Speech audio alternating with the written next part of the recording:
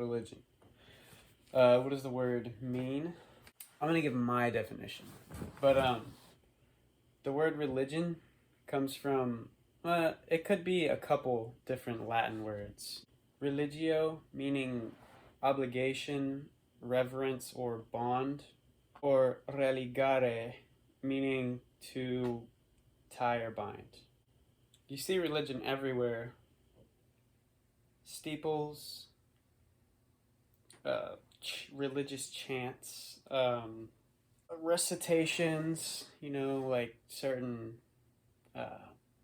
prayers, I guess, whatever you'd call it. I don't know. You see religious stuff everywhere. Going to like a Catholic church or like a Jewish temple, that's religion. Synagogue, maybe.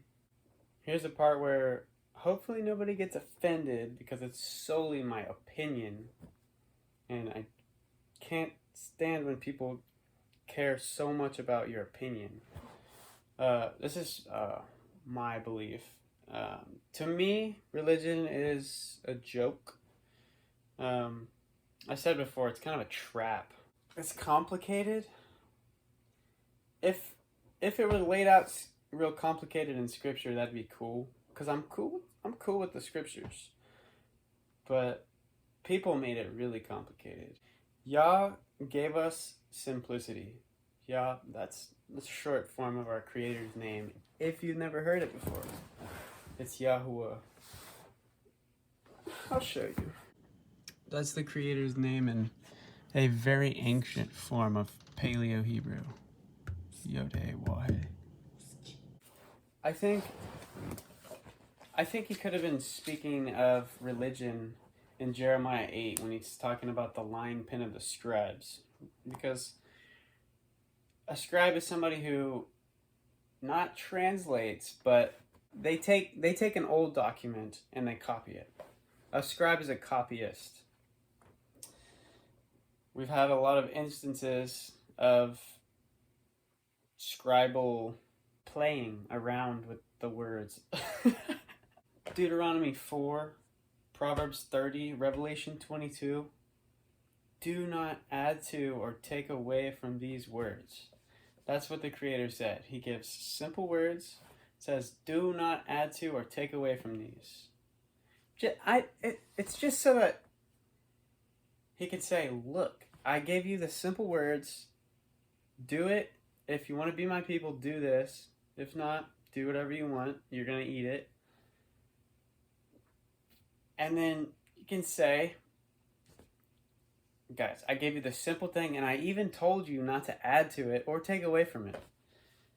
Anyways, Deuteronomy 4, Proverbs 30, Revelation 22, I think those are places where he was talking about religion, because to me, that's what religion is. It's a bunch of added stuff. It's tweaking what's there to suit what you want, or to make it more comfortable, or something like that, instead of changing your life to fit around what's there. To me, that's what I'm in the process of doing. Changing my life to fit around what's there.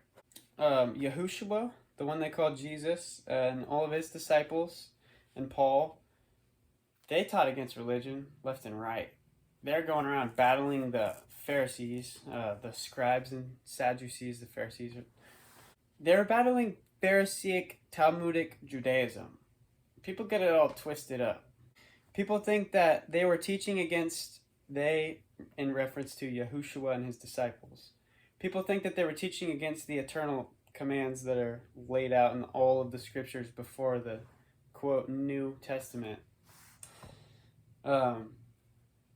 They weren't. They were battling Pharisaic Talmudic Judaism. They were preaching against the doctrines of men, which bring to naught the scriptures.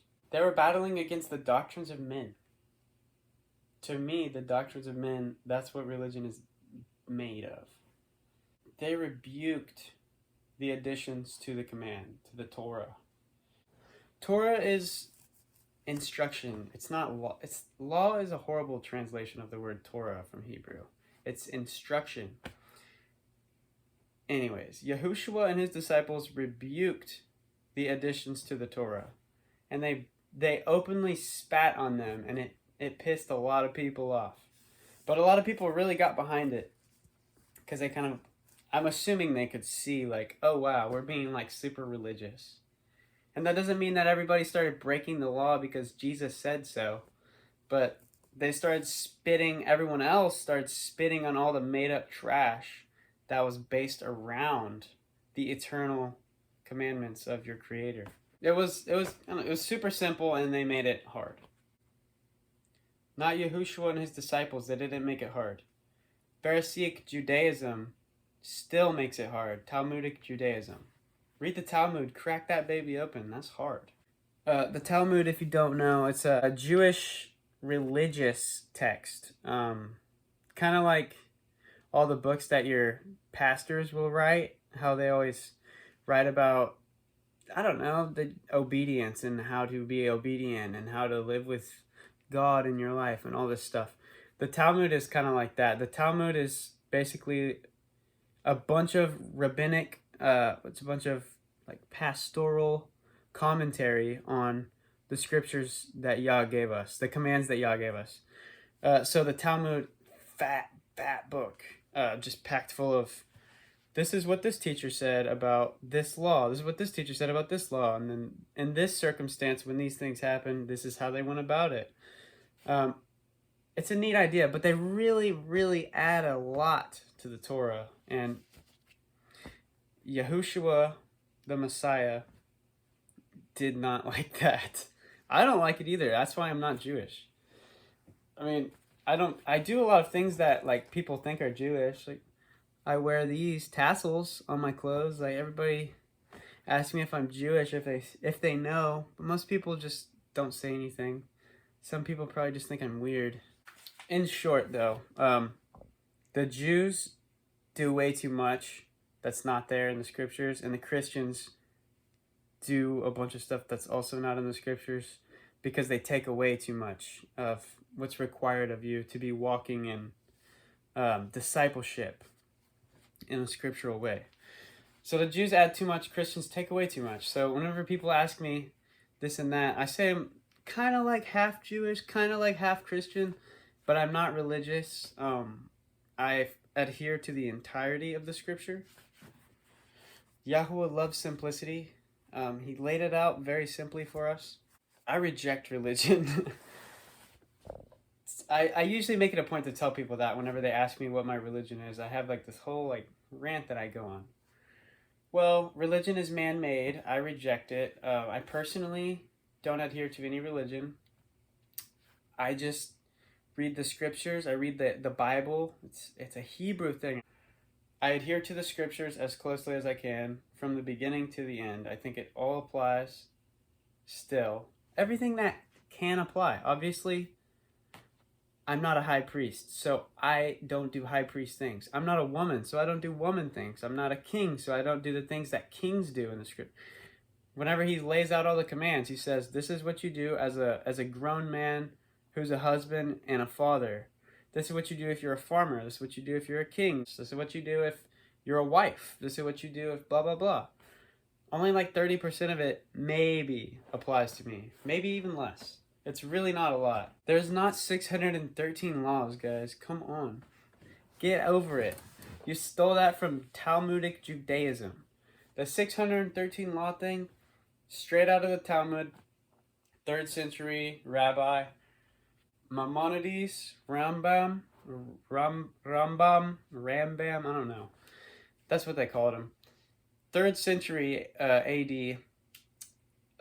He supposedly went through the first 5 books of the Torah, of the Bible, and counted all of the commands, right? But he was counting things like, go to Mount Sinai, go up to Mount Sinai. All right, speak unto the children of Israel, this and that.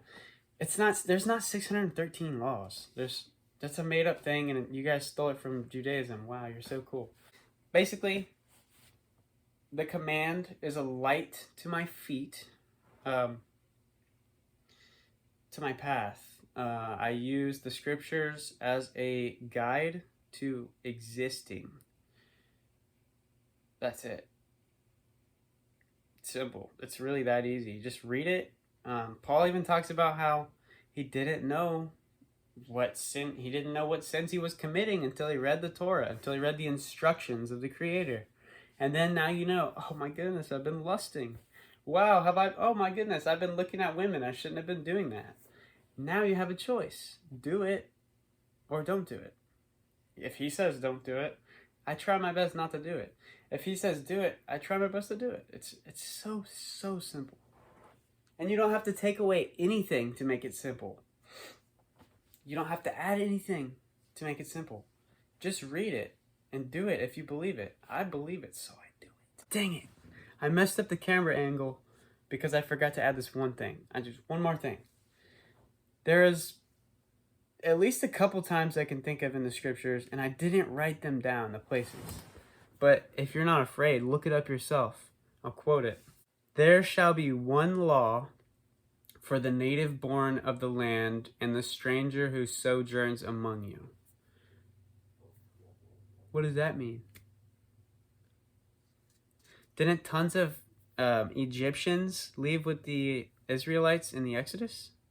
Tons of heathens, tons of Gentiles, tons of Goyim. You think they continued doing their sinful ways whenever they exited and became grafted into Israel? No, not at all. Why do you think the Creator had brought them all to Mount Sinai after wandering in the wilderness and said, hey guys, this is how you do things my way. Do this, do this, do this, do this. There shall be one law for you, the native born and the sojourner who lives among you, right?